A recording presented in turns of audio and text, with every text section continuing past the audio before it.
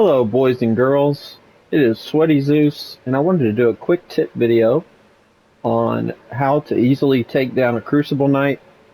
All you're going to need is a parrying shield and then a weapon moderately upgraded. We're at +5, so maybe 3-4 hours into the game you should easily be able to get that. You'll just need some 1s and 2s, smithing stones, or even a somber weapon. Maybe if you got it to like the equivalent would probably be +2, or sorry, yeah, +2. It would be about the same as +5 because regulars go to 25 and sombers go to 10. So it's hard to make it exact, but yeah. So what I'm going to do here is go ahead and get started. If you're not great at parrying, honestly, I would take this chance to learn to do it. We're at Stormhill Everjail, so it'll be the first Crucible Knight you'll face, and it's the easiest. There's another one right down here, I think, once we get to Stormvale, and that's in the walkthrough, but basically what we're going to do is try to parry his attacks. And they're easily parryable, honestly. The Crucibles, compared to a lot of enemies, they have very telegraphed movements, very slow swings. The reason they're difficult is because they are aggressive. They're always pressing the attack at you. And that's when parrying, I think, is actually a bit of an advantage. So first thing you're going to want is a parry shield. There are bigger parry shields, like this one. I switched the Ash of War out for no skill, but normally they're going to come, this shield actually right here will come with parry as its primary Ash of War. So any of the small shields are mostly all parry shields. There's a really good brass one you can get right, I think it's right here. There's like a little graveyard outside of the church. I always couldn't remember if it's this one but I think it is this one. It'll be like right here, and that's just Southern Limgrave. You can ride down and around and get it, or actually you can just come down here and there's a spot you can just jump over. So you can go there and get that, and then I would probably upgrade my flask to, at least +3 or 4, so grab a few of the tiers. You'll want the Wanderer's Physic early, so that's usually the first thing I go get. It's right here.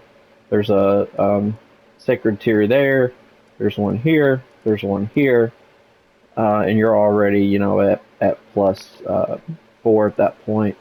There's another one right here, so you can do that within an hour or two.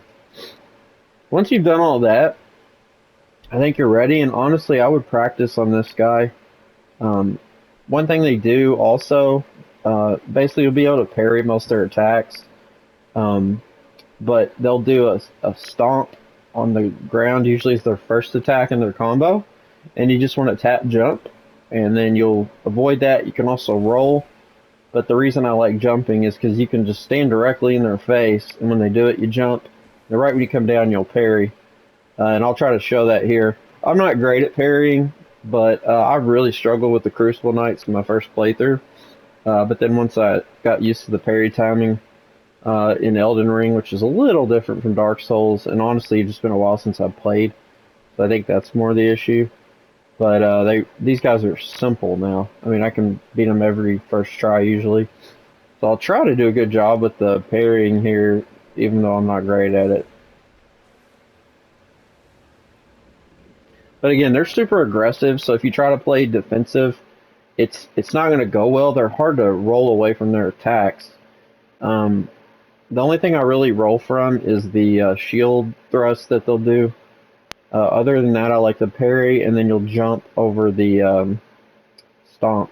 Once their health gets halfway down, they'll sprout their wings, they'll fly up in the air and dive straight at you. So say if they were coming from directly behind my head, I would just roll through them, like as they're about this far away, if I'm standing here. So maybe like right at that first little ledge right above, or whatever that is where the bricks stop right above my head.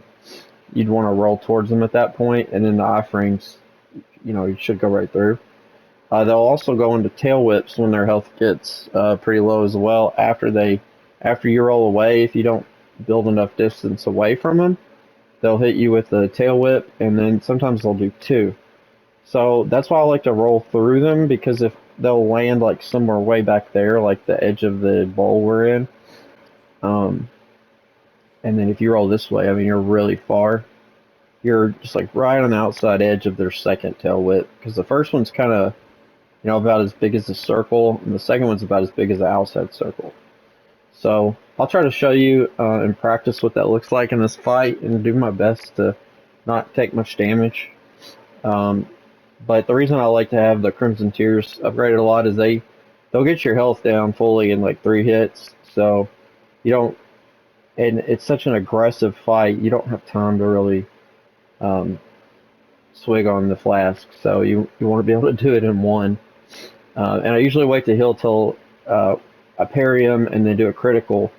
And while they're down, I'll do it while they get up, and you have just enough time. So yeah, that's pretty much it. So just try to build distance after they do their dive with their wings, so they don't get you with the tail whip. If you're within range, you just roll through it.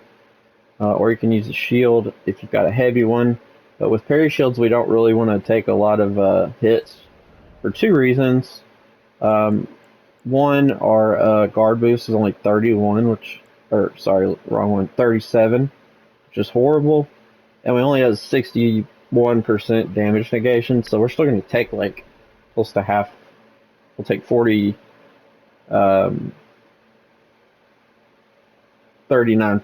of the damage that they put out. So hope that makes sense. I'll try to show you example-wise with this fight, and hopefully it's not a bad attempt. So he's going to usually, well, he started with a swing there, but they usually start with the ground stomp after you critical him. So he'll get up. No. You can see we're doing big chunks of health damage. See, there was an example there.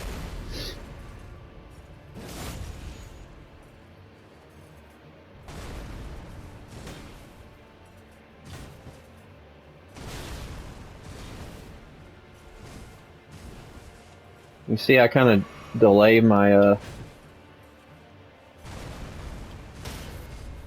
kind of got in a bad rhythm. That's what happens, is I get in a bad rhythm and then it's hard to recover.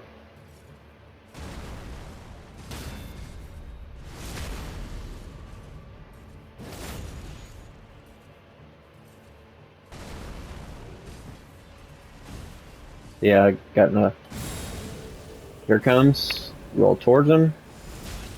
Mistimed it.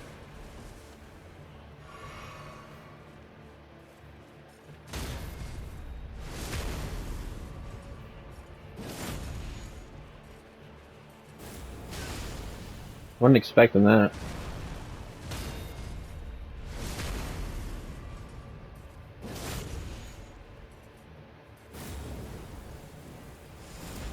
There we go. See, we're too far for his tail whip. Normally he'll try to do it.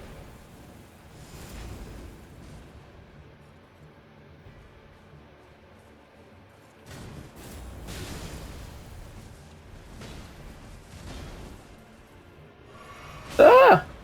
Got my timing off again. See, that's why you can't heal. You don't really have enough time.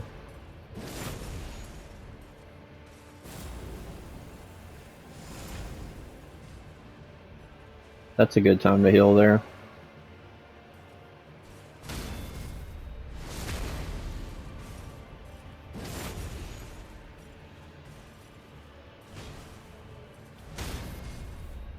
The other thing is your vigor. I hammer in my walkthrough that I would upgrade vigor before anything else, and I prioritize it over anything else. I've done a terrible job with the tail whips. There's an example of rolling through the shield bash. But see, if you roll away from that, you're going with the grain, so you have a bigger window that he'll hit you, and also you're getting closer to him. So, hope that covers it. I didn't do it in time. Yeah, I did. It's just not worth much. All right, well, that was an okay attempt, not great, but the parries were good. I just did terrible with the tail whip. So that shows you how easy they can be. I mean, I really didn't even need to use that many flasks. I just like keeping my health close to topped off. But yeah, good luck with them. It's gonna be really hard at first. It's gonna feel like you're not making any headway, but then one time it'll just click with the parry. Last thing I can tell you is just wait to the last second. You want to hit it right when they're on their downswing, um, and always watch for the downswing. Where I screw up is they have really delayed swings. There's a couple where they drag the weapon and you kind of anticipate the swing, and you don't want to do that because then you'll go early and then get hit. I think I showed that once or twice. But right as they start downswinging, tap it, and then you'll hit them, and they'll be ready for a critical. Another thing, pick a weapon. Unlike me, you can see under attack power for this broadsword, it's the critical is 100. That just means it's normal. This one's 110. There's some that have a lot higher critical. See 130 on the dagger, so that does an extra 30% over 100 critical damage when you're hitting them after breaking their guard. So hope that makes sense, and good luck. Let me know if you have any questions in the comments. Enjoy.